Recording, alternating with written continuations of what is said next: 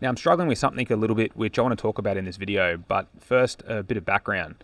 Now, most of you will be familiar with my view of the world, or at least, my view of the economy. But here's the short version, starting with the macro view. Now, economies boom and bust, and they've been doing that since the start of time. And I'm not expecting this to change anytime soon. Human behavior is repeatable, and en masse, we pretty much do the same thing at the same time. Now, we're told that past results aren't indicative of future performance, but if this were true, then insurance companies wouldn't need to know everything about our past before assessing whether or not they want to cover us for insurance. Habits essentially rule our life, and the best place to really track historical habits and what people do are stock markets and real estate markets, as we have a complete history spanning sometimes centuries of what the prices are doing and how people are behaving, all of the ebbs and flows. These charts of price action essentially graph the human emotion and behavior for, as long as we have the data for. Now, in this day and age, you could argue that algorithms run the market, which might seem like it debunks this thesis. But I recall from about 20 years ago when everyone thought HFTs or high frequency traders were going to ruin the market and basically change the way markets behave. Now, on one hand, they did in terms of short-term fluctuations, but at least from where I sit, cycles continue to repeat. So HFT didn't do anything to change that. And algorithms now, with the rise in AI trading, I suspect aren't going to do anything to change that either. Now, it is going to ruin some strategies, and that's been the case through every evolution of the market. High frequency trading made some strategies redundant, just like when we moved to electronic trading, which was before my time, it made the old pit trading, people who used to stand on the floor and trade, it made their strategies redundant. Now, I've digressed a little bit, so we'll get back on track with what I'm struggling with right now.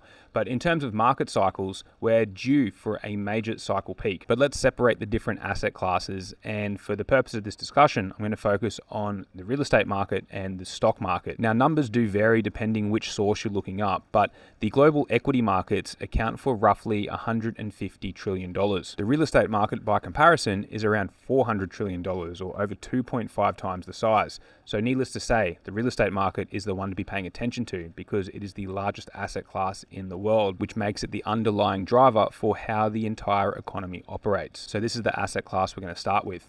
And when it comes to real estate, there are many indicators suggesting we're at the peak or we've already peaked. Now, this is mostly in reference to Western developed countries. Every country is going to have its own rhythm and heartbeat, but I'm just focused on the largest markets in the world, of course, because they're of most importance. And not only that, there are, of course, always going to be little segments of the market which maybe don't crash, they just plateau and not do much because they might have peaked a little bit earlier. Now, what makes me say this? Well, we're seeing properties stay on the market in the US and UK for now as long as 100 days, which is all-time highs in terms of properties just sitting on the market. So if you think about what this means, there is a less demand. If this low demand continues and supply continues to increase, it won't take much for us to see the tide continue to turn where we just have a glut of supply in the market and just not enough buyers. Now, home builders are also a peak into the real estate cycle, and if you look at the stock price for some of these companies, many of them peaked years ago, meaning their profits are declining. And now it doesn't end there either. If you look at other stocks which are tied to the land and real estate cycle,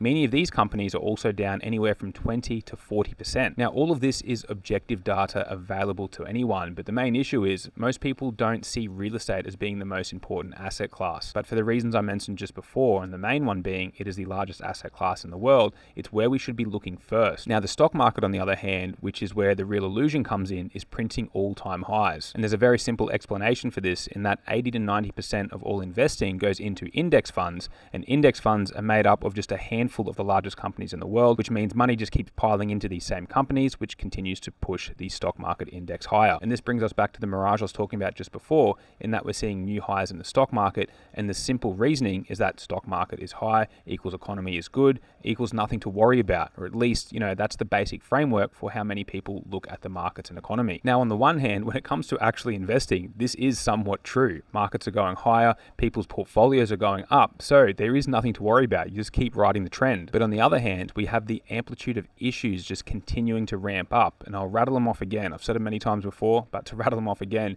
we have the Iran war, we have issues in the bond market, we have real estate showing signs of peaking, we have the AI bubble, inflation, etc., etc. The list just goes on. So this brings me back to what I'm struggling with. And I guess struggling is probably the wrong way to frame it. More so, it's something that's on my mind, and on my mind quite a lot lately. For the market to crash right now, it almost seems too obvious, because war and inflation and the AI bubble are pretty much on everyone's lips. Not to mention seeing report after report of, we're heading into a recession. That's what these reports are saying. So it just seems a little bit too obvious, because typically market tops aren't made on fear. They're made on greed and euphoria. So what's on my mind is how far can this can get kicked down the road?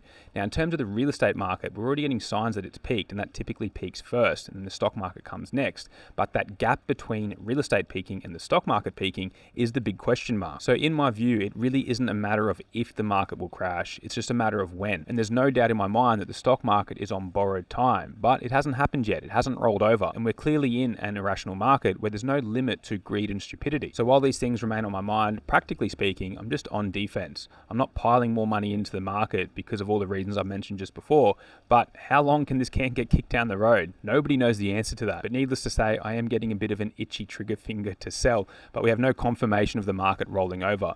And not only that, I was talking about other assets, or I said I was going to mention other assets at the start. The necessities trade I've been talking about since the start of the year continues to do well, which is a bit of an insight into what's really going on behind the scenes. Money is piling into the raw necessities, such as things like food, wheat, soybeans, corn, etc. Those asset classes are heading higher, and I suspect that's going to continue as we move later into the cycle. Now, I'm going to come back to that in upcoming videos, but more so on my main channel, which I'll link down below. So take a look at that if you haven't already. But I'm keen to hear from you. What do you think about the markets? What do you think about the economy? I do read all of those comments, and I'm really keen to see what you guys think about what's going on around the world. Now, I'll leave it at that for this one here. As always, wishing you more health, wealth, and happiness. And until next time, I'll catch you then.